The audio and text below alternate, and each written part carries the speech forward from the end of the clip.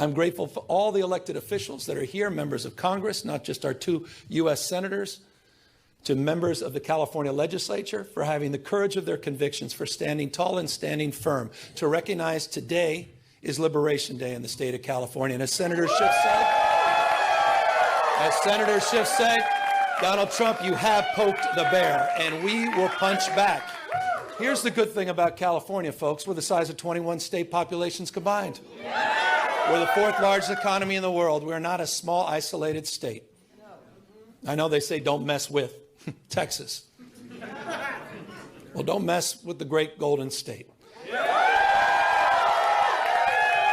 And so we're here with our state of mind, with the clarity of our purpose and conviction, to recognize that we need to reconcile the world we're living in. We do have agency. We're not bystanders in this world.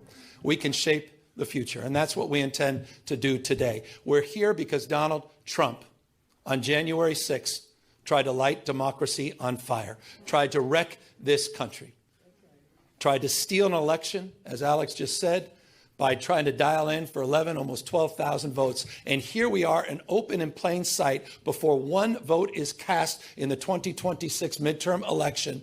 And here he is once again trying to rig the system. He doesn't play by a different set of rules. He doesn't believe in the rules.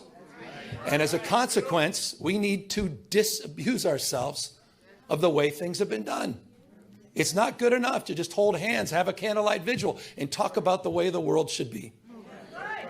We have got to recognize the cards that have been dealt. And we have got to meet fire with fire. And we've got to be held to a higher level of accountability.